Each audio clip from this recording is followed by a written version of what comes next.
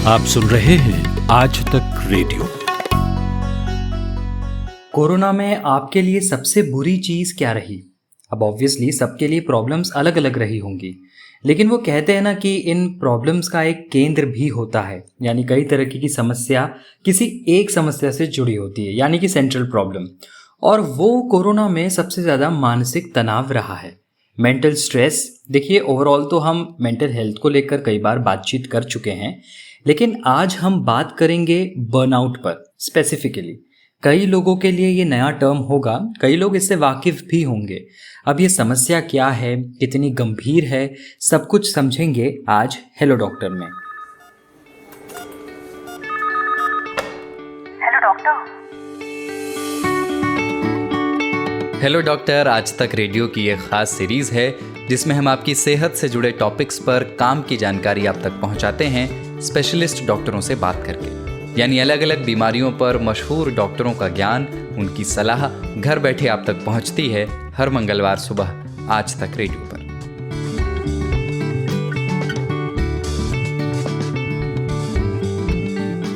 नमस्कार, आदाब। मेरा नाम प्रतीक वाघमारे है और आज तक रेडियो पर मैं फिर हाजिर हूँ हर मंगलवार की तरह हेलो डॉक्टर के साथ। क्या आपको कभी ऐसा लगा है कि काम करते करते आपको ऐसा लगने लगे कि बस अब और नहीं, अब तंग आ जाते हैं, फ्रस्ट्रेट हो जाते हैं, मन करता है कि बस अब सब छोड़ दिया जाए? मेरी एक दोस्त है, बर्नआउट को लेकर उसके क्या एक्सपीरियंस है, सुनते हैं। Hello, hi Mansi, how are you? Hello Prateek, I am good. How about you? जी मैं भी बढ़िया हूँ मानसी। तो अभी आप बर्नआउट को लेकर थेरेपी सेशंस ले रही हैं या फिर वो खत्म हो गए? तो कैसे चले आपके थेरेपी सेशंस? सेशंस तो भी खत्म हो चुके हैं। ओके। सेशंस काफी हेल्पफुल थे। काफी सारी चीजें होती हैं जिससे हम जब जूझ रहे होते हैं तब हमें पता नहीं होता है कि वो क्या है। थेरेपीज ओवरऑल काफी हेल्पफुल होती हैं, जिससे कि एक तो हमें पता भी चलता है कि हम किस चीज से गुजर रहे थे, हम उसे समझ पाते हैं। पहले क्या होता है, हमें सिर्फ सिम्टम्स दिखाई देते हैं, कुछ चीजें समझ में आती है, पर हमें रीजन या कुछ समझ नहीं होती एग्जैक्टली कि वो क्या चीज है या हम क्या कर सकते हैं। नहीं तो आपको क्या पता था कि आप बर्नआउट हो चुकी है अपने काम को लेकर? मतलब मैं पूछना चाह रहा हूँ कि आपको कैसे पता चला, कब पता चला ये एग्जैक्टली? मुझे काफी लेट पता चला और जिस रीजन से मैंने थेरेपी कंसल्ट किया वो रीजन भी कुछ और था। यानी मुझे थेरेपी स्टार्ट करने के बाद पता चला कि मैं बर्नआउट हो चुकी थी।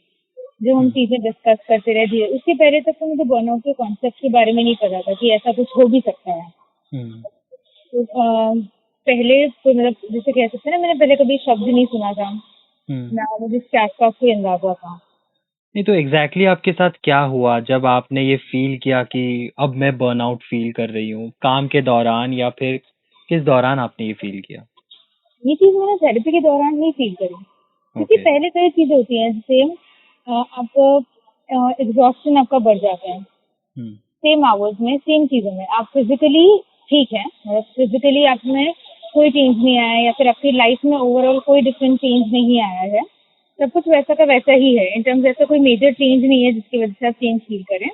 आपकी बॉडी भी हेल्दी है, लेकिन फिर भी ये नोटिस होने लगता है कि हमारी एफिशिएंसी कम हो रही है, उस चीज में इंटरेस्ट कम हो रहा है, या फिर उतने ही अमाउंट में रिजल्ट कम मिल रहे हैं। जितना अमाउंट ऑफ टाइम हम पहले किसी चीज पर देते थे, उसी लिमिटेड अमाउंट में रिजल्ट में इम्पैक्ट हो रहा है। यूजुअली आसपास वाले लोगों को इतनी जल्दी समझ में नहीं आता है, पर क्योंकि आपको आपकी काबिलियत और आपके काम करने के तरीके के बारे में पता है, ये चीजें समझ में आ जाती है। पर जब आप उस चीज से जूझ रहे होते हो ना, तब नहीं पता होता है कि क्यों हो रहा है। तब ऐसा होता है कि हम बहुत एक कंफ्यूज स्टेट में होते हैं। बिल्कुल। ऐसा कोई कभी सोचता नहीं है कि कोई मेंटली ऐसी चीज हो सकती है, इमोशनली ऐसी चीज हो सकती है जिसकी वजह से ये हो रहा है। तो सेशन के पहले और सेशन के बाद जब आपका थेरेपी सेशन फिनिश हुआ, क्या अंतर आपने अपने आप में देखा? मैं और सेल्फ अवेयर थी, और हम ऐसा नहीं कह सकते कि थेरेपी से आप एकदम से ठीक हो जाते हैं। ये कोई बीमारी जैसा, मतलब ऐसा नहीं है कि एकदम बस ठीक हो जाते हैं, पर कई चीज होती है जो आपको सिखाई जाती है, समझाई जाती है, जिससे हम ये समझ पाते हैं कि अब हमें किस तरीके से फंक्शन करना है। या कुछ चीजें होती हैं जो हर इंसान के लिए अलग अलग होती हैं। बर्नआउट कभी भी, मतलब बहुत रेयर ऐसा होगा कि दो लोगों के लिए सेम ही सिनेरियो है या फिर सेम एक्सपीरियंस है। तो पर्टिकुलरली जैसे कि मेरा केस सिनेरियो हो या जो मेरे ट्रबल्स हो, उसको लेकर मुझे हम थेरेपी कहें या कोचिंग कहें, क्योंकि बर्नआउट यूजुअली मैं कोच से मिली थी। तो वो हमारे जो कोचिंग सेशंस थे उनके थ्रू मुझे ये समझ में आया कि मुझे परफेक्शनिज्म का प्रॉब्लम था। It's not a problem, it's a personality trait, perfectionism. और उसके कारण मैं बर्नआउट तक पहुंची। ओके। तो उसके बाद मुझे धीरे से सिखाया भी, मतलब ऐसा हम नहीं कह सकते कि आपके पास कोई चेकलिस्ट दे दी गई हो या कुछ। धीरे धीरे आप कुछ चीजें समझने लग जाते हो, फिर एक सेल्फ अवेयरनेस का जो पॉइंट रहता है उसके फिर अब आप अपने आप को उतना ओवर एक्सर्ट नहीं करते हो, कुछ चीजों को आप प्रायोरिटाइज करना सीखते हो, जैसे कि मेरे केसेस में हुआ। तो उसके बाद मेरा बर्नआउट, क्योंकि वापस से बर्नआउट होना भी पॉसिबल है, पर अब मैं क्योंकि ज्यादा अवेयर हूँ, मुझे पता है कि कौन कौन सी चीजें हैं जो मुझे उस तरफ धकेल सकती हैं, तो मैं उनका खास ख्याल रखती हूँ। तो ये थी मानसी। अभी हाल ही में माइक्रोसॉफ्ट के लेटेस्ट वर्क ट्रेंड के अनुसार करीब 1/3 भारतीय वर्कर्स पिछले 6 महीने में बर्नआउट एक्सपीरियंस कर चुके हैं। बर्नआउट का नाम मैंने बार बार ले लिया है, तो अब इसका मतलब भी समझ लेते हैं। मेरे साथ मौजूद है doctor Kedar Tilve, consultant psychiatrist, Fortis hospital, Mumbai से। स्वागत है सर आपका। नमस्कार प्रतीक जी। सर, सबसे पहले तो मैं यही समझूंगा कि कई लोग ये बार बार पूछते रहते हैं कि साइकियाट्रिस्ट और साइकोलॉजिस्ट में क्या अंतर है, तो पहले ये समझा दीजिए। जी, साइकियाट्रिस्ट एक मेडिकल डॉक्टर होते हैं जिन्होंने अपनी MBBS ख़त्म की है और उसके बाद उन्होंने आइदर 2 साल का डिप्लोमा, 3 साल का MD या फिर 4 साल की DNB की पढ़ाई पूरी की रहती है, जिसके बाद उन्हें साइकियाट्रिस्ट का स्पेशलाइजेशन मिलता है। हमें यूजुअली ये दिखाया जाता है कि बीमारी के लक्षण क्या होते हैं, उसकी पकड़ कैसे की जाए और उसका इलाज कैसे की जाए। इसके लिए हमें दवाई और थेरेपी दोनों का इस्तेमाल सिखाया जाता है। साइकोलॉजिस्ट वो व्यक्ति होते हैं जिनको BA करने के बाद करीब 2 साल का कोर्स रहता है, MA इन काउंसलिंग साइक, और फिर MPhil, जिसके बाद उनको यूजुअली एक रिहैबिलिटेशन काउंसिल ऑफ इंडिया का प्रमाण पत्र मिलता है, जिसके वजह से वो RCI लाइसेंस साइकोलॉजिस्ट हो जाते हैं। इन लोगों को अक्सर ये दिखाया जाता है कि नॉर्मल रूट से आप मानसिक बीमारियों की तरफ कैसे बढ़े, पर क्योंकि साइकोलॉजिस्ट डॉक्टर नहीं होते, उनको मेडिसिन देने की मंजूरी नहीं होती। तो तो वो मतलब सिर्फ थेरेपी दे सकते हैं? जी, थेरेपी दे सकते हैं, पर अक्सर बोथ साइकियाट्रिस्ट एंड साइकोलॉजिस्ट दोनों साथ मिलके काम करते हैं। हम we work as a team, we don't work separately. हमारा जो एम रहता है वो मानसिक स्वास्थ्य रहता है, जिस तरह से हासिल किया जाए वो उतना महत्वपूर्ण नहीं होता जितना कि वो पेशेंट को, क्लाइंट को या बंदे को ठीक लगना होता है। अच्छा, तो डॉक्टर साहब आप थोड़ा अपने टॉपिक पर आते हैं। तो वही मैं सबसे पहले जानना चाहूँगा कि बर्नआउट से हम क्या मतलब समझें, क्या होता है बर्नआउट में? जी, तो कैसा है कि बर्नआउट एक ऐसी स्थिति है जिसमें आपका मानसिक, शारीरिक और भावुक तनाव इतना हो जाता है, इतना बढ़ जाता है कि आप करीब करीब टूटने के कगार पे आ जाते हैं। इट्स अ स्टेज ऑफ एक mental, emotional and physical exhaustion, ज़्यादा करके लगातार चलने वाले तनाव के वजह से, क्रॉनिक स्ट्रेस के कारण की वजह से। तो मतलब ये कह सकते हैं कि आप फ्रस्ट्रेट हो गए हैं फिजिकली, मेंटली। एक लाइन में अगर समझे बर्नआउट को तो क्या कहेंगे? जी, जो आपका तनाव है वो इतने समय तक चल रहा है कि आपको वो आसार ही नहीं नज़र आते कि यहाँ से बाहर कैसे निकले, जिसकी वजह से मोटिवेशन, इमोशनल एग्जॉशन जैसी खामियाजे आ जाते हैं और आपको उस परिस्थिति से तंग आकर, जैसे आप कह रहे थे, फ्रस्ट्रेशन आ जाती है। तो इमोशनल एग्जॉस्शन इज stress और probably the sign that we look for. Okay okay. तो ये क्या स्ट्रेस और डिप्रेशन से कुछ अलग है या इसी का हिस्सा है? अगर आप बर्नआउट के बारे में बात करें तो ये एक मेंटल इलनेस नहीं है जैसे डिप्रेशन हो।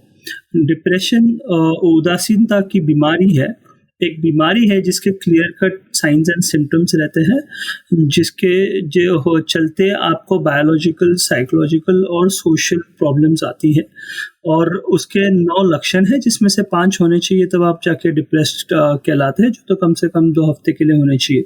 So that's depression. स्ट्रेस जो है ये हमारे बॉडी में बना रहता है, कभी कभी अच्छा स्ट्रेस रहता है, यू स्ट्रेस, कभी कभी बुरा स्ट्रेस रहता है, डिस्ट्रेस।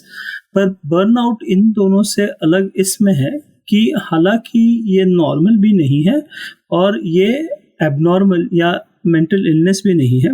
बर्नआउट इन दोनों के बीच में आती है, जो एक कंसर्न या एक चिंता का विषय मेंटल इलनेस के तरह बन सकती है, पर ये स्वयं में एक मेंटल इलनेस नहीं है।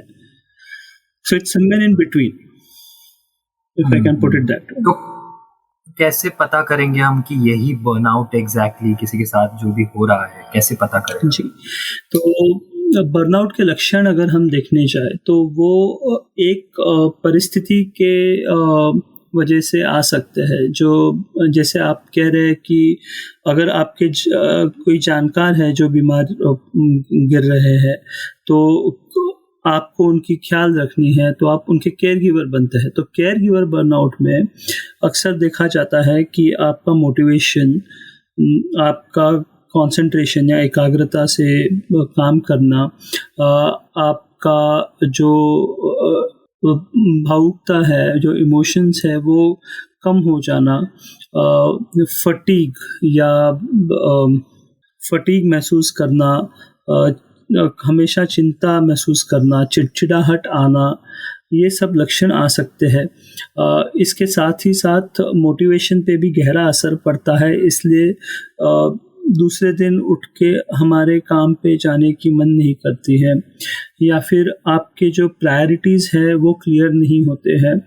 अक्सर तनाव इतना गंभीर हो जाता है कि आप हताश, निराश हो जाते हैं। तो ये ऐसे कई लक्षणों में से है जो बर्नआउट की तरफ पॉइंट करते हैं। पर बर्नआउट का बेसिक जो लक्षण है वो ये है कि जिस वजह से आप वो काम कर रहे थे, भले ही वो केयर गिविंग हो जो आप आपके पेशेंट के लिए, आपके फैमिली मेम्बर्स के लिए कर रहे हो, या आपके काम के प्रति हो, आप उसमें उतनी दिलचस्पी नहीं रखते और उसमें उतनी रुचि नहीं आती कि आप वही इंटेंसिटी के साथ काम वापस करते रहे। तो भले ही अगर कोई उसका मनपसंद काम कर रहा हो तो क्या उसे भी बर्नआउट हो सकता है? बिल्कुल। कैसे है कि मनपसंद काम आप कर भी रहे हो तो भी उससे जो आपको प्रोत्साहन मिलता है, उत्साह मिलती है, वो अगर आपको ना मिले, या फिर किसी कारणवश आपको खुद ही लगे कि आप वो तीव्रता के साथ, वो इंटेंसिटी के साथ वो काम नहीं कर पा रहे हैं जैसा आप चाहे, तो उसके वजह से भी फ्रस्ट्रेशन कीपिंग होकर आपको बर्नआउट हो सकता है। ये चिंता से रिलेटेड है, ना कि जो काम कर रहे हैं। अगर आप परसिस्टेंटली वही करते रहे, बिना आपके लिए समय निकाले, बिना ये देखे कि आगे कैसे बढ़ना है, तो आप बर्नआउट के शिकार हो सकते हैं। अच्छा, मतलब जब भी वो कहते हैं कि अति हो जाए किसी चीज़ की तो शायद बर्नआउट आप एक्सपीरियंस करने लगते हैं। बिल्कुल बिल्कुल। और मराठी में भी कहते हैं कि जिते अति तिथे माती। Right, absolutely. कैसा है कि हमें एक ब्रेक, एक विश्राम लेना ज़रूरी होता है, ताकि हम ये देखें कि हमने क्या पाया है, हमने क्या अचीव किया है, उससे हमारा जो मतलब निकलता है, जो हमें प्रोत्साहन मिलता है, जो हमारे गोल्स रहते हैं वो अचीव हो रहे कि नहीं हो रहे हैं।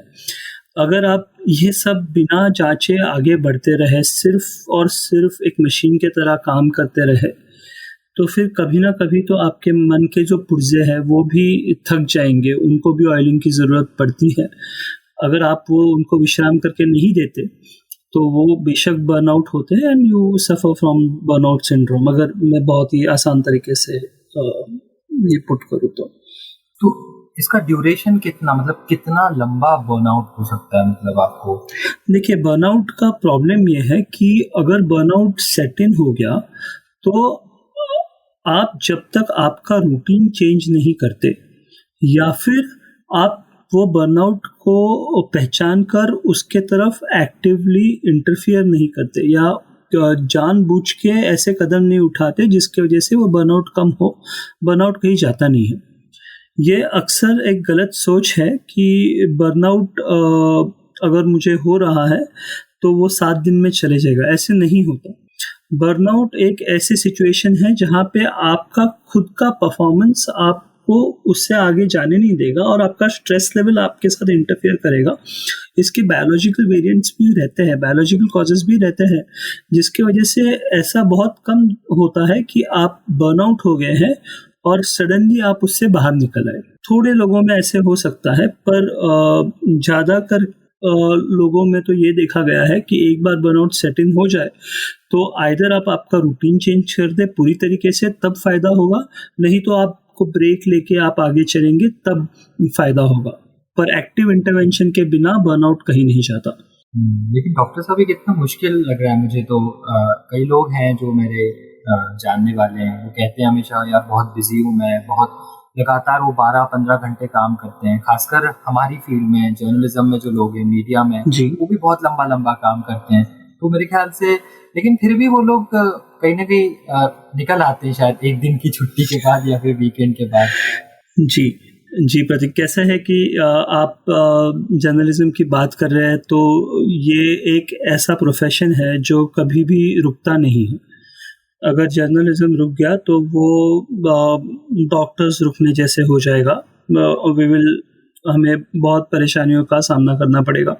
तो अक्सर होता है कि हम डेडलाइन टू डेडलाइन काम करते हैं और बिना ये देखे कि हफ्ता कैसे जा रहा है या महीना कैसे गया था या हमें कितना तनाव है, हम वो आने वाले 4-5 घंटे के डेडलाइन के हिसाब से काम करते रहते हैं। ये डॉक्टर्स के लिए भी उतना ही सही है जितना जर्नलिस्ट के लिए, इसलिए ये एग्जांपल ले रहा हूँ। हाँ एग्जैक्टली, मुझे मेंशन करना चाहिए बिल्कुल, क्योंकि कोविड के दौरान जो डॉक्टर्स है, हम तो फिर भी कुछ डेस्क के लोग हैं वो वर्क फ्रॉम होम कर रहे हैं, लेकिन डॉक्टर्स जो है उन्हें तो फील्ड पर ही रहना पड़ रहा है। जी नहीं, ऐसे देखिए, पैंडेमिक, लॉकडाउन, कोविड के दौरान कोई भी काम कैसा भी हो ज़रूरी ही है। तो वो आप डॉक्टर बन के करें या आप जर्नलिस्ट बन के करें, वो ज़रूरी काम होता है और हर एक का एक जगह रहती है। आप ये ज़्यादा ज़रूरी है ध्यान रखना कि बर्नआउट कहीं पर भी हो सकता है। ऐसा नहीं है कि फ्रंटलाइन वर्कर ही होना ज़रूरी है। इनफैक्ट डेस्क पे जो काम कर रहे हैं, जो आईटी प्रोफेशनल्स है, जो कंटिन्यूसली पूरा दिन अभी वर्क फ्रॉम होम में अपना जॉब कर रहे हैं ताकि हमें ये सब सुविधाएं मिले कि हम अपने डेस्क से ही काम कर पाए, उन लोगों में भी काफ़ी बर्नआउट देखने मिल रहा है, जैसे आपने अभी कहा था। साथ ही साथ जर्नलिस्ट की बात करें, डॉक्टर्स की बात करें, तो जो डेडलाइंस पे काम करते हैं उनको ये चेक करना ही भूल जाते हैं कि उनका इमोशनल फटीग कितना बना है, तो उसके वजह से वो ज़्यादा करके बर्नआउट के शिकार होते हैं। And that's something that we need to focus on and remember to consciously stop। मतलब जानबूझ के हमें वो जो बाउंड्री है वो एस्टैब्लिश करनी पड़ती है वर्क लाइफ बैलेंस की या काम और घर के अंतर की, नहीं तो धुंधली पड़ जाती है और उसके वजह से बर्नआउट और तीव्र हो जाता है। अच्छा, हम इलाज पर तो आएंगे इसके सर, लेकिन पहले मैं आपसे ये पूछना चाहता हूँ कि आपने कभी बर्नआउट एक्सपीरियंस किया हो बतौर साइकेट्रिस्ट? जी, कैसे है कि साइकियाट्रिस्ट भी इंसान ही रहते हैं और सिर्फ अंतर इतना है कि जब हमारी ट्रीटमेंट होती है, ट्रीटमेंट नहीं होती है, जब हमारी ट्रेनिंग चालू रहती है एज साइकियाट्रिस्ट्स, तो हमें ये सिखाया जाता है कि अगर आपको ये खुद में लक्षण नज़र आए, जैसे आपको आपके काम में दिलचस्पी ना लगे, आपको चिड़चिड़ाहट हो, आपको एक पेशेंट के प्रति गुस्सा आने लगे या फ्रस्ट्रेशन आने लगे, तो ये साइंस पिक करना हमें पहले साल में ही सिखाया जाता है, और ये भी बताया जाता है कि किससे पास जाके बात करनी है और कैसे बात करनी है। तो अक्सर हमारे पास एक बड़ी रहता है जो हमारे साथ ही पढ़े हुए रहते हैं, जिनके साथ हम ये सब चीज़ें डिस्कस कर देते हैं। तो बर्नआउट तो ज़रूर होता है, पर क्योंकि हम साइकियाट्रिस्ट हैं, मेंटल हेल्थ से हमेशा जूझते हैं हर दिन के तौर पे, तो ये सिम्टम काफी अवेयर रहते हैं जी। तो जैसे ही पहला लक्षण दिख जाता है, हम हमारे बड़ी के पास जाते हैं, इसके बारे में बात करते हैं और खुद के इमोशंस को, खुद के भावुकता को टाइट्रेट कर लेते हैं। तो ये होता है, और अक्सर सीनियर्स हो या कलीग्स हो, उनसे बात करके हम उसका जो आगे बढ़ने का तरीका है वो ढूंढ लेते हैं। तो हाँ, ये होता है, पर उसका हम इलाज भी कर देते हैं। अभी आप बात कर रहे थे बर्नआउट को लेकर, ही कह रहे थे कि ये फिजिकल भी और मेंटल दोनों तरीके से। मैं थोड़ा इसे डिटेल में समझना चाहूंगा कि और किस तरह का बर्नआउट हो सकता है। जैसे अभी मेरी दोस्त है जो मानसी से मैंने बात की, इसमें उन्होंने कहा कि वो परफेक्ट, हर काम को परफेक्ट करना चाह रही थी और इस वजह से एक टाइम आया जब वो बर्नआउट हो गई। एक पर्सनालिटी ट्रेट्स की वो बात कर रही थी, तो आप थोड़ा इसे डिटेल में बताइए। जी, तो कैसे है कि जैसे मैंने पहले बताया था, बर्नआउट सिर्फ बुरा काम या अनचाहा काम करने से नहीं आता। वो अक्सर हमें जो अच्छा लगता है वही काम करने से आता है, पर हमें इतनी इंटेंसिटी बना के रखते हैं कि वो कंटिन्यूअस रखना पॉसिबल नहीं रहता। मान लीजिए कोई क्रिकेटर हो जो डिसाइड कर ले कि मुझे हर मैच में सेंचुरी जमानी है, और अगर मैं नहीं जमा पाता तो मैं फेल हुआ हूँ और मैंने गड़बड़ कर दी है। तो उसके वजह से वो जो तनाव के थ्रू जाएगा, जो चिंता के थ्रू जाएगा, उस किस्म का तनाव और चिंता परफेक्शनिस्ट एटीट्यूड या पर्सनैलिटी वाले जो बंदे रहते हैं वो ले लेते हैं अपने आप पे, जिसके वजह से अगर उनको 100 में से 100 नंबर नहीं आए तो वो अपने आप को फेलियर मानते हैं। अब इसमें प्रॉब्लम इतना ही है, इसमें दिक्कत इतनी ही है कि आप हर टाइम तो सक्सेसफुल नहीं होने वाले। कभी ना कभी ऐसा सिचुएशन आएगा जब आप प्रॉपरली परफॉर्म नहीं करेंगे, और उस टाइम जो नकारात्मकता आपके अंदर आ जाती है उसके वजह से चिंता, तनाव बढ़ने लगता है, और फिर आप बर्नआउट के स्टेज पे पहुंच जाते हैं, क्योंकि उनके हिसाब से 100 में से 99 भी गलत है। So that perfectionism trait is big hindrance जब बर्नआउट के केसेस आते हैं। और अक्सर ऐसे व्यक्तियों में देखा गया है कि ये हेल्प मांगने से भी चूक जाते हैं, क्योंकि उनको लगता है कि हेल्प मांगना उनके लिए बराबर नहीं है और एक कमज़ोर होने की निशानी है। प्लस आप जैसे बता रहे थे, physical, mental and emotional fatigue होती है। फिजिकल, शारीरिक थकान महसूस होती है। अक्सर देखा जाए तो आपके मनचाहा काम करने जाए या आप ऑफिस भी जाए तो एक फुर्ती रहती है दिमाग में, एक शरीर में चुस्ती रहती है। बर्नआउट के सिम्टम्स में आपको वो नहीं दिखती है, आप पहले से ही थकान महसूस करते हैं। कभी कभी आपकी मांसपेशी दर्द देती है, आपकी हड्डियों में दर्द रहता है, सर दर्द रहता है जनरलाइज्ड। और मेंटल स्ट्रेस के बारे में तो हमने अभी बात की है, जो सिम्टम्स हैं। साथ ही साथ इमोशनल ब्लंटिंग भी होती है, जिसका मतलब ये होता है कि अगर आप को कोई अच्छा सराहे भी, या आपको कोई अप्रिशिएट करे या अवार्ड मिले, तो भी आपको उतनी खुशी नहीं होती जितनी होनी चाहिए, और आप उसका मजा नहीं ले पाते, आप उसका आनंद नहीं ले पाते। उसको हम इमोशनल ब्लंटिंग कहते हैं। और इसका दिक्कत ये है कि आप वो जो काम कर रहे थे, वो जिस वजह से कर रहे थे, वो भूल के आप वो अवार्ड की तरफ फोकस करने लग जाते हैं, जिसके वजह से इमोशनल फटीग आती है और बर्नआउट के सिम्टम्स वर्सन होते हैं, और मेंटल इलनेस, मानसिक बीमारियां होने के चांसेस बढ़ जाते हैं। तो अब हम इलाज पर भी बात करेंगे। तो क्या क्या इलाज उपलब्ध है, मेडिसिन, थेरेपी और क्या क्या चीज़ें हैं, थोड़ा इसे डिटेल। जी जी प्रतीक, अगर मैं एक चीज़ पॉइंट आउट कर सकूं यहाँ पे, तो वो ये रहेगा कि बर्नआउट के लिए मेडिकल ट्रीटमेंट नहीं होती, ठीक है। अच्छा, तो क्योंकि होता ही नहीं है। आप अगर देखें तो बहुत सारे सप्लीमेंट्स आते हैं, थोड़े बहुत मेडिसिन है जो आप में चुस्ती फुर्ती पैदा करेंगे थोड़े टाइम के लिए, तो उससे बर्नआउट थोड़ा सा कम होगा। पर क्योंकि बर्नआउट ये बेसिकली मेडिकल इलनेस नहीं है, उसको हम मेडिकली ट्रीट सप्लीमेंट्स के थ्रू कर सकते हैं। Proper medical treatment protocol as such नहीं होता। पर एक चीज़ ज़रूर है कि बर्नआउट की वजह से मेंटल इलनेसेस या मानसिक बीमारियां जो है, जैसे कि उदासी, घबराहट की बीमारी, एंजाइटी डिसऑर्डर्स, स्ट्रेस की बीमारी, acute stress disorder, adjustment disorder, या जैसे कि स्किज़ोफ्रेनिया भी कुछ हद तक के, दारू के व्यसन की बीमारी, ये सब जो बीमारियां हैं ये प्रेसिपिटेट होती है। तो अक्सर देखा जाता है कि इसके पीछे भी बर्नआउट एक कारण था जो पहचाना नहीं गया। तो ट्रीटमेंट में आने से पहले मैं ये जरूर बताना चाहूँगा कि ये जो चीज़ें हैं ये हम भूल जाते हैं अक्सर, कि burnout is usually the first stage after which can lead to the precipitation of a mental illness. अभी आप ट्रीटमेंट के बारे में बात कर रहे थे, इलाज के बारे में बात कर रहे थे, तो कोई भी स्थिति का जो इलाज है वो हम दो तरीके से देख सकते हैं। एक तो जो मेडिकल ट्रीटमेंट है, तो मेडिकल ट्रीटमेंट यूजुअली इस चीज़ पे डिपेंड करेगा कि आपके सिम्टम्स क्या है।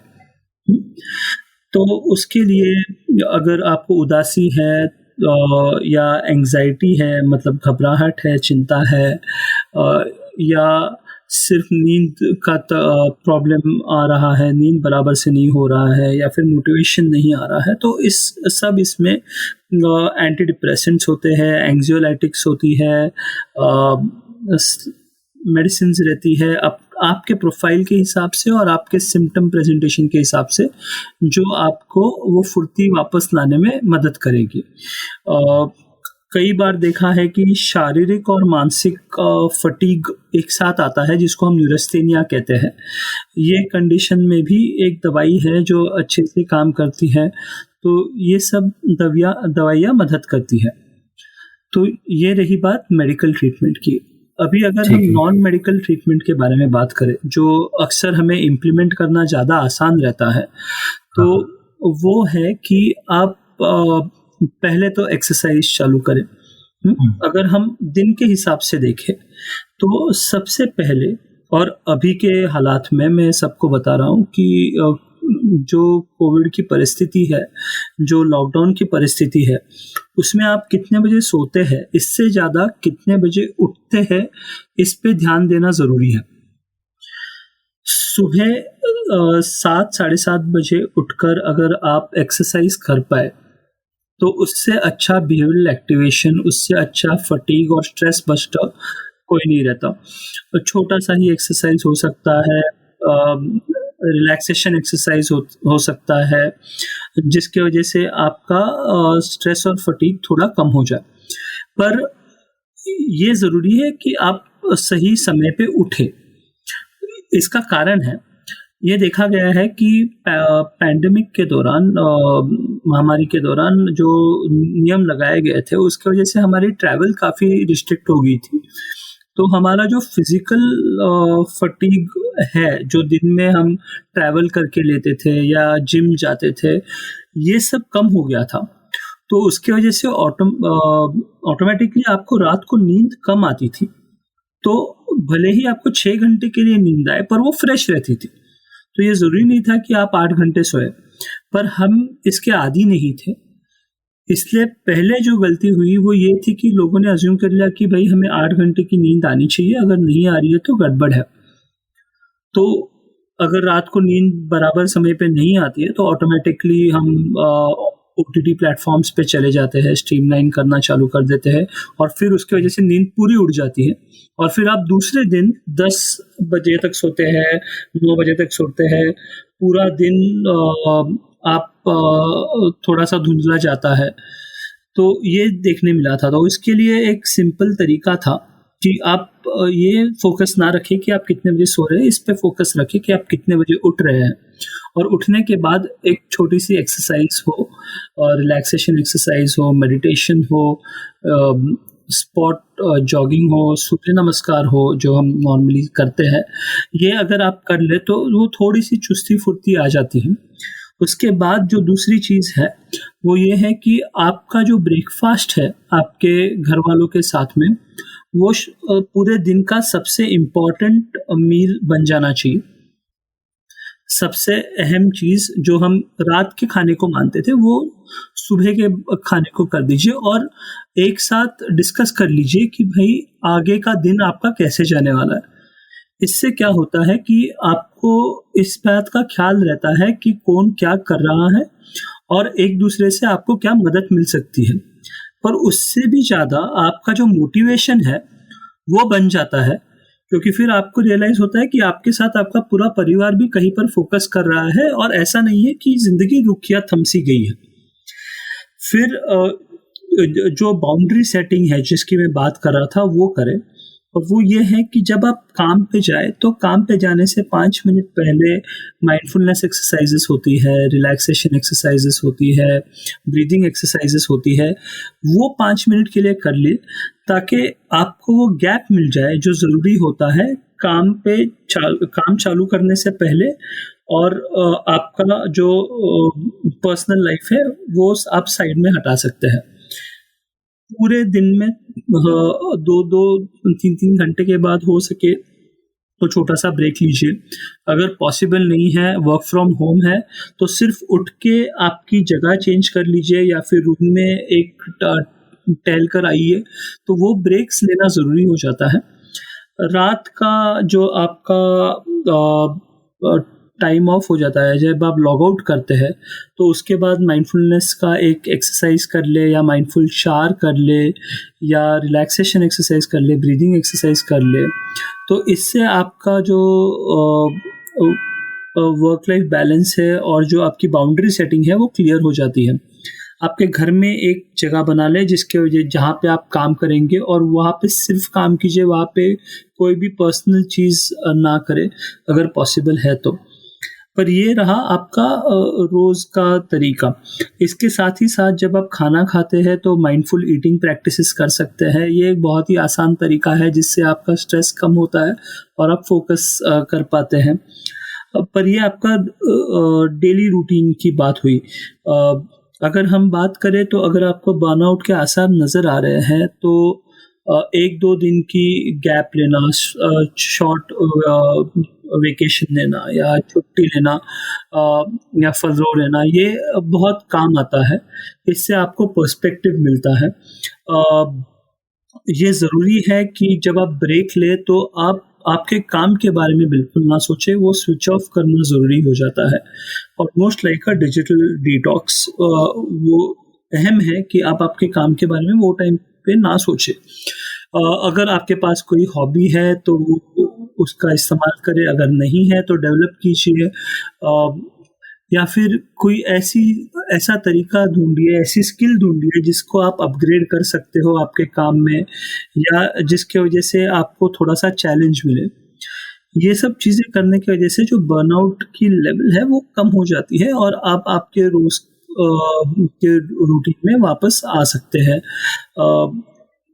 ऑब्वियसली मतलब ये लाइफस्टाइल को आप जो है वो अलग अलग चीज़ों में इन्वॉल्व हो, ताकि अलग अलग आपको एरिया से एक्सपोजर भी मिले और आप कई जगह एंगेज रहे। जी बिल्कुल बिल्कुल बिल्कुल। और आपको थोड़ा सा चैलेंज भी मिलता रहे कंटिन्यूअसली, ताकि आप अपने आप को और बेहतर करने की कोशिश करें, और आप अपने मन को और अपने शरीर को थोड़ा फुर्तीला रखें। तो ये सब चीज़ें करने की वजह से वो फ़ायदा होता है और बर्नआउट को आप थोड़ा सा कम कर सकते हैं। एक चीज़ ज़रूर है, अगर आपको ऐसे लगता है कि आपको थकान आ गई है, आप को काम पे जाने की इच्छा नहीं हो रही है, कंटिन्यूअसली उदासी के लक्षण लग रहे हैं, घबराहट के लक्षण लग रहे हैं या बर्नआउट के लक्षण लग रहे हैं, तो आपके नज़दीकी डॉक्टर से बात कर ले, आपके घर वालों से बात कर ले, आपके जो दोस्त हैं करीब के उनसे बात कर ले, और कुछ नहीं तो मेंटल हेल्थ प्रोफेशनल्स तो है ही, उनसे बात कर ले। क्योंकि अगर आप इसके बारे में किसी से डिस्कस नहीं करते तो आपको वो पर्सपेक्टिव, वो नज़रिया नहीं मिलता जिसकी वजह से आपको पता चले कि हाँ, ये सही में बर्नआउट हो रहा है और मुझे थोड़ा थम जाना और थोड़ा विश्राम करना ज़रूरी है। ये इसके बारे में बात करना बेहद ज़रूरी है। अगर आप पर्सनल बात नहीं कर सकते तो आप हेल्पलाइंस के ऊपर बात कर सकते हैं। कई ऐसी हेल्पलाइंस है जो रन होती है, I think Fortis runs one, जो पैन इंडिया प्रेजेंस है, जिसमें हर एक भाषा में there are psychologists who answer. It's a 24/7 free helpline. The number is 8376804102. तो ऐसे कई हेल्पलाइंस हैं जहाँ पे आप बात कर सकते हैं, नहीं तो नज़दीकी डॉक्टर हमेशा आपकी बात सुनने के लिए तैयार रहते हैं। तो ऐसा नहीं है कि मदद नहीं मिलेगी, पर मदद मांगना ज़रूरी हो जाता है, क्योंकि उसके सिवाय दूसरों को ये पता करना बहुत मुश्किल हो जाता है कि आपको ये तनाव की स्थिति आ गई। और जो थेरेपी सेशंस होते हैं ये कितने इम्पोर्टेंट रोल प्ले करते हैं? देखिए, बर्नआउट में थेरेपी आपको एक नया मार्ग और एक नया नज़रिया दिखाने का काम करती है। थेरेपी में ये कभी नहीं बताया जाएगा कि आप गलत हो या आप सही हो। आपको जो आपकी विचारधारा है, जो आपके कॉग्निटिव डिस्टॉर्शंस है, जो आपके सोच में ऐसा हो गया है कि कुछ अड़ियलपन आ गया है या गलत विचारधारा बन गई है, तो ये चीज़ आपको पॉइंट आउट करके बताई जाती है और उसके ऊपर आप कैसे एक्ट कर सकते हैं या उसको आप कैसे बीट कर सकते हैं ये बताया जाता है। तो थेरेपी का इसमें बहुत ही फ़ायदा रहता है। अलग अलग किस्म की थेरेपीज़ होती है। कॉग्निटिव बिहेवियरल थेरेपी है जो आपके विचारों को मेन मानकर चलती है और उसको कैसे बदला जाए और कौन से बिहेवियरल टेक्निक्स है। जैसे कि मैंने बोला था कि सुबह उठ के आपको एक एक्सरसाइज करना ज़रूरी होता है जिसको बिहेवियरल एक्टिवेशन कहते हैं, ऐसे तरीके यूज़ करती है। फिर माइंडफुलनेस टेक्निक्स है जो मैं बता रहा था, जो आपको उस क्षण में पूरी तरीक़ा से एकाग्र करने की काबिलियत रखती है। तो रैशनल इमोटिव बिहेवियरल थेरेपी है जो आपके इमोशंस के ऊपर फोकस करेगी। तो आपको जो सही लगता है या आपका जो ट्रस्टेड कॉन्फिडेंट है या आपका जो डॉक्टर है जो आपको सजेस्ट करता है, उस हिसाब से आप थेरेपी चूज़ करें। तो इससे बहुत फ़ायदा होता है, क्योंकि हर एक आदमी के लिए एक पर्टिकुलर थेरेपी ही काम आए ऐसे नहीं होता। अक्सर हमें वो थेरेपी चूज़ करनी पड़ती है, पर थेरेपीज़ में ये मार्गदर्शन हमें ज़रूर मिलता है। तो बर्नआउट को कम करने में ये बहुत फ़ायदेमंद रहती है। ये एक टोटली कॉन्फिडेंशियल और इम्पर्सनल थेरेपी रहती है जिसमें आपको जज नहीं किया जाता। It's very very non judgement. तो जिसकी वजह से बहुत फन होता है। जी, इससे रिलेटेड दो सवाल और मैं पूछना चाह रहा हूँ। एक तो ये है कि क्या अगर मेरा कोई भाई है, दोस्त है, कजिन है, पार्टनर है या माँ बाप है, वो उनको मैं चाह रहा हूँ कि वो थेरेपी के लिए जाए, लेकिन वो किसी वजह से नहीं जाना चाहते, अटेंड नहीं करना चाहते, तो क्या मैं उनके साथ या जो भी उनके साथ है वो अटेंड कर सकता है साथ में थेरेपी? जी बिल्कुल। कैसे है? नहीं, कैसे है कि जैसे मैंने कहा, बर्नआउट का सबसे बड़ा दिक्कत ये है, मानसिक तकलीफ का सबसे बड़ी दिक्कत ये है कि इसमें कई बार हमें समझ नहीं आता, हमें पता रहता है पर समझ नहीं आता कि जो तीव्रता है वो कितनी है। तो हमें पता ज़रूर रहता है कि हाँ, थोड़ी सी उदासी है, थोड़ा सा फटीग है, थोड़ा सी थकान है, पर वो कौन से हद तक पहुंची है ये हमें पता करना मुश्किल हो जाता है अपने से। इसलिए अक्सर देखा जाता है कि जो घर वाले हैं, जो दोस्त है, जो करीबी रिश्तेदार है, जो आपका सपोर्ट सिस्टम है, इन सब लोगों को वो सिम्टम्स पहले दिखाते हैं कि भाई ठीक से सो नहीं रहे हो, या फिर ये तो आपको अच्छा लगता था, इसमें आपको दिलचस्पी नहीं लग रही है, या आप जो सीरियल देख के हंसते थे वो अभी हंस नहीं रहे हैं। तो अक्सर हमारे सपोर्ट सिस्टम को पहले पता चल जाता है कि तनाव बढ़ गया है। तो आप थेरेपी या डॉक्टर या किसी भी प्रोफेशनल के पास आपके फैमिली मेम्बर को लेके जाए तो वो फ़ायदेमंद ही रहता है। इनफैक्ट मैं ये हमेशा कहता हूँ कि किसी को ढकेलना ज़रूरी नहीं रहता कि तुम्हें थेरेपी की ज़रूरत ही है, ऐसा बताना ज़रूरी नहीं रहता। अक्सर उनके साथ जाके वो पहले एक सेशन के लिए साथ में बैठ के सिर्फ वो सपोर्ट देना कि आप चलिए, हम आपके साथ आएंगे थेरेपिस्ट से मिलने या साइकियाट्रिस्ट से मिलने, उससे भी बहुत फ़र्क पड़ता है और इम्प्रूवमेंट और कॉम्प्लायंस बढ़ जाती है पेशेंट की। तो हाँ, like I always say it's a gentle nudge is required, and if that means you accompany them, it's great. एक और मैं ये जानना चाह रहा था कि अगर मुझे बर्नआउट में कोई एक्सपीरियंस नहीं कर रहा हूँ, हो सकता है मुझे बर्नआउट हो चुका हो या नहीं भी हो चुका हो, तो भी क्या मैं थेरेपी जाके अटेंड कर सकता हूँ अगर मैं वीकली या मंथली विजिट करूँ साइकियाट्रिस्ट को? देखिए, आप थेरेपी के बारे में बहुत गलत फहमियाँ हैं। उसके प्रति आप एकदम से निराश ना हो जाए। थेरेपी ऐसी कोई जादू की छड़ी नहीं है कि वहाँ जाके आपका मन ठीक हो जाए। हर सेशन में कुछ ना कुछ डिस्कस होता है, हर सेशन में कोई ना कोई नई इंसाइट मिलती है, कोई नई जानकारी मिलती है, जिसकी वजह से आपको एक नए रोल में, एक नए तरीके से ढलने का मौका मिलता है या देखने का मौका मिलता है। तो बर्नआउट हुआ है या नहीं हुआ है, प्रॉब्लम्स है या नहीं है, ये आपने डिसाइड करना ज़रूरी नहीं होता। ज़्यादा से ज़्यादा आप अगर थेरेपी के लिए जाओगे तो वहाँ पे थेरेपिस्ट बोलेगा कि देखिए, जो आप महसूस कर रहे हैं ये बिल्कुल नॉर्मल है, और जो आपको ये तनाव आ रहा है उसके लिए ये तरीके हैं जो इससे तनाव कम हो सकता है। तो कोई भी थेरेपिस्ट किसी भी हाल में आपको उल्टा जवाब नहीं देगा, या डांटेगा नहीं, या हंसेगा नहीं। It's a non judgemental atmosphere.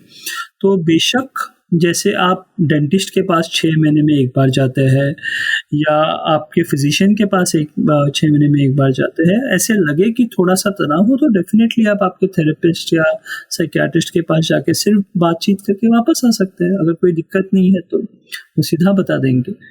Okay, काफ़ी डिटेल में डॉक्टर साहब आपने चीज़ें बताई हैं इलाज के बारे में, कई सारी टिप्स भी आपने दी है। मैं बर्नआउट प्रिवेंशन को लेकर भी पूछना चाह रहा था, लेकिन आपने कई सारी चीज़ें ऑलरेडी बताई लाइफस्टाइल को लेकर कि आप अपनी हॉबीज़ में आप इन्वॉल्व हो रहे हैं।